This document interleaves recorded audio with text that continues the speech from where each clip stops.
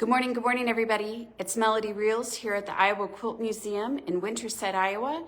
It's Thursday morning, kind of 9 a.m. Boy, I'm gonna have to just start saying I'm gonna have my video at 9:05 or something. I apologize for my tardiness. I'll hold on and wait for just a little bit until people log on.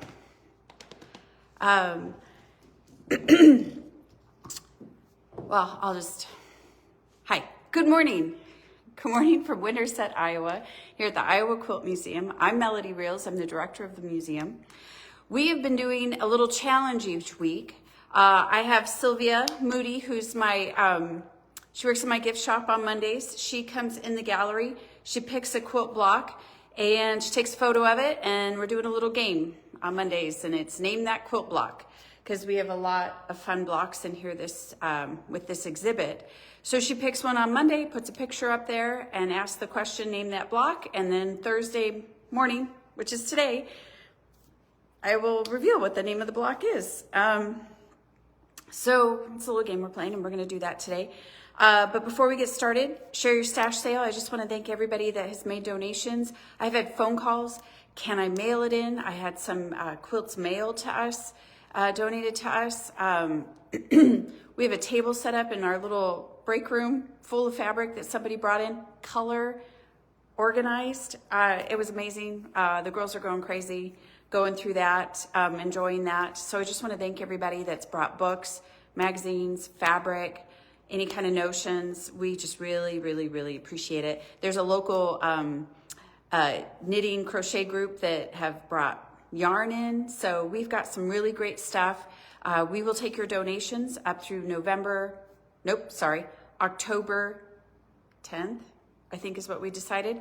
And then on November 8th, we will have a share your stash sale. And your donations helps this museum stay open. So we just really, really appreciate everybody that has donated and taking the time to do that. And we've had people that are traveling a few hours to come in to bring their donations. That's the other thing. If you bring in a donation, I'm so thankful you can come through our exhibit for free and see what these beautiful indigo blue and white quilts for yourself. I'm sure I have more to tell you. Oh, Julie Silber, who is, this is her collection. She will be here September 13th and 14th. On the 13th, we're going to do a gallery reception, I believe, starting at 5:30. And then, and I believe that's a Saturday. And then on Sunday, September 14th, she is going to do a trunk show. And there's no ticket fee. We just ask a suggested donation of $10. So come, it's open to the public. Come in, you get to hear from her herself, talk about her mom and the collection, and it'll be great. And then if you stick around, also that weekend too we're doing 2 barn quilting classes that weekend too. Saturday and Sunday at from 1 to 5. So if you're here for the barn, you can come paint a barn block with Debbie Simpson. And then stick around because at 5:30 we'll have the gallery walk on Saturday, or the gallery reception, or on Sunday come early, see the trunk show, and then go to your barn painting class at 1. So I mean, it sounds like kind of a sweet deal. That would be a lot of fun. So I will say the barn quilting classes are $100. It is a fundraiser for the museum. Debbie Simpson is a wonderful teacher. We've already had 3 classes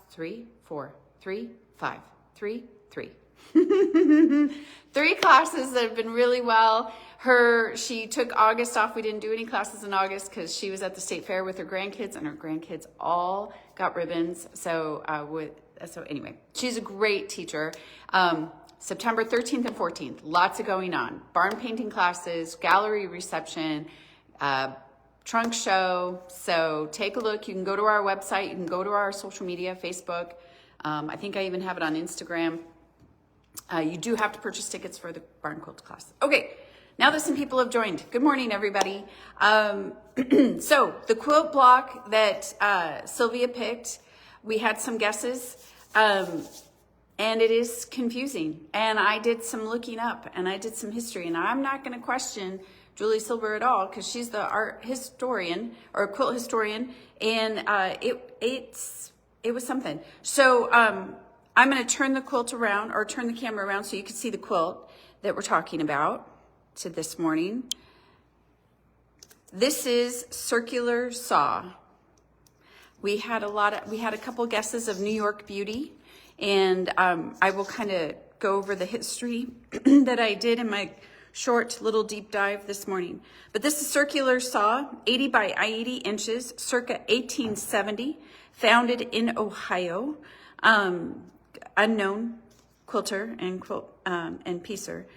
Quilt story. Many believe that Tabitha Babbitt, 1779 to 1853, invented the circular saw, a vastly more efficient tool for cutting than the straight saw. Babbitt joined the Shakers in their Harvard MA community in Massachusetts community in 1793. She did not apply for patents for any of her inventions, feeling as a Shaker that they should be freely shared with all. My mom always referred to the connection when she was talking about this quilt. And when I first looked up circular saw and tried to find any information about it, this was the design I would find with the something in the center here. Sometimes it was called a wagon wheel. Let me get my glasses on real quick. And so the little bit I did on this, it said, this quilt block creates dynamic visual effect, often resembling a spinning circular saw blade through the arrangement to point the angles. Okay. So I'll post, I did find a little history blog on the circular saw, the actual tool, and about Tabitha Babbitt. So when I get off here, I'll post that link so you can learn about Tabitha Babbitt and the circular saw. But also I found Barbara Brackman's blog on circular saws. And here, just this little quick note, the circular saw quilt block was relatively modern pattern, it says here, but I don't think so. Appearing in publications in the Weekly Kansas Star in 1932, it also has known to have other names as circular saw, rising sun, or wagon wheel. But when I went to the quilt index, oh man, my second piece of paper, oh no, this is it. Okay, so this is New York Beauty, and this is what everybody thought. Well, not everybody, but quite a few people thought that this was. And if we come in a little bit closer, right? So this is the block here that we're talking about. That was the photograph. But New York Beauty is also relatively new, because New York Beauty, it says throughout history, New York Beauty quilts were specific visual elements and common as technique challenge curved seams with sharp points. Originally, these elements were hand-pieced without foundation. And that's the way it was for roughly 150 years. In the late 1980s and the 90s, several artists began successfully experimenting with paper foundation piecing. And that was my question when I first saw this, and I've seen other quilts in here, is did they do paper piecing? Obviously, foundation paper piecing, no, that didn't happen until later. I don't know about English paper piecing. And this is wonderful stuff that I can't wait to talk to Julie about and find out more information besides my little Google deep dives. But this quilt in general that we're looking at is in the quilt index, and it is a circular saw. And so I will also post that link. There is one other quilt, same pattern, it's called a circular saw, and I think it was orange and white. Pieced quilt block patterns rather than whole cloth quilts became increasingly popular. It is no coincidence that Godey's Ladies Book began to publish quilt patterns around 1830. Quilt patterns reflect events in the life, biblical references, and regional pride. The pattern we refer to now as New York Beauty was first documented in 1850. But like I said, this is documented as circular saw, not New York Beauty. But it is a beauty.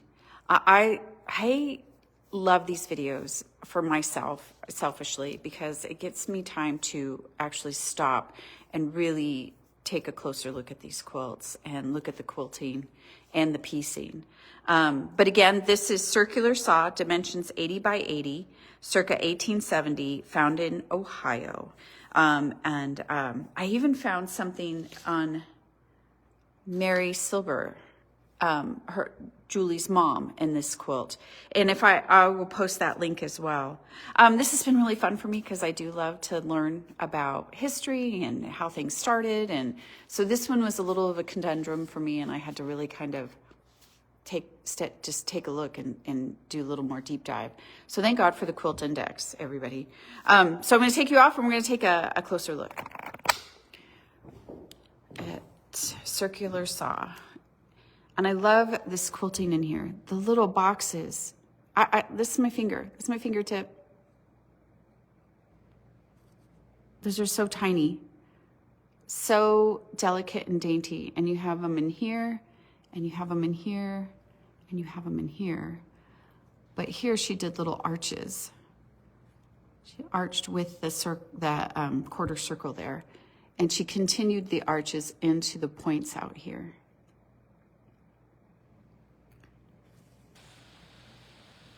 That quilting and the little dainty stars. And then as you come to the border here, she did a different quilting here. And I think it's interesting that she did 4 lines and then a big gap. 4 lines and a big gap, just to add more design element to it.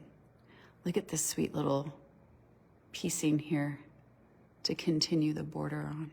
Is there another one? Let's look. Let's come to the corner. Look at her quilting in here. Her little triangle down here she made. Her piecing here.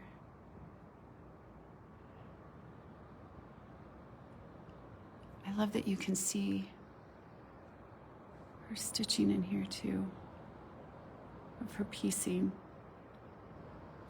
Expertly done, just beautiful and wonderful condition, in such great shape.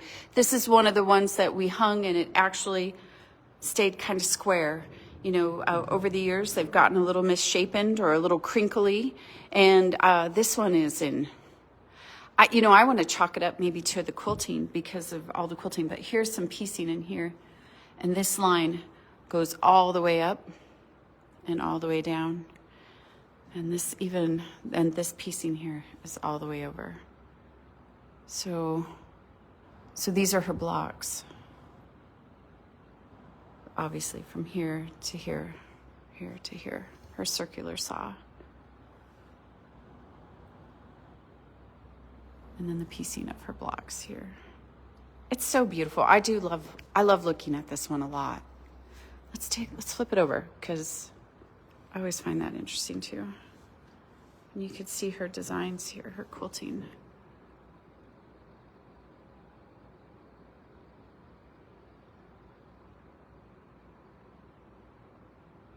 It's beautiful. Okay, everybody, circular saw, not New York Beauty.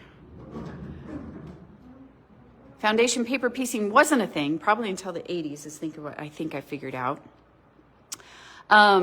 It's on the Quilt Index. I will post the link for that as well. I'll just read it one more time because I think this is interesting what Julie added. Many believe that Tabitha Babbitt, born in 1779, passed in 1853, invented the circular saw, a vastly more efficient tool for cutting than a straight saw. Babbitt joined the Shakers in their Harvard, Massachusetts community in 1793. She did not apply for a patent for any of her inventions, feeling as a Shaker, they should be freely shared with all. My mom always referred to that connection when talking about this quilt. This beautiful, beautiful quilt. Okay, if you want to learn more than my hack job of Googling circular saw in New York Beauty, come September 13th and hear from Julie Silber herself, who will be here for a gallery reception starting at 5 p.m. We would love to have you. It's just a suggested donation of $5, and it's open to everyone. quilters, non-quilters, historians, artists. Come watch. Come take a look. Come hear from her herself instead of me. What do I know? I know nothing. All right, everybody. Thank you so much for joining this morning. Real quick too, I want to say before I leave, yesterday I did textile talks with Sakwa, Studio Art Quilt Associates. And so I did that yesterday with Deb Kashat. And we talked about the Iowa Quilt Museum, the festival. Deb got on and talked about her and Susan and Nirja and Irene and their Tiny Pieces Vast Visions exhibit and their participation in the festival. I think that'll be uploaded on YouTube today, so go check it out. I will probably repost that link as once it comes up on YouTube as well. All right, that's it, I promise. Thanks for listening to me ramble this morning. Sorry for my tardiness. Thank you for joining, and I will see you next Thursday morning at 9-ish a.m. All right, everybody, have a great weekend.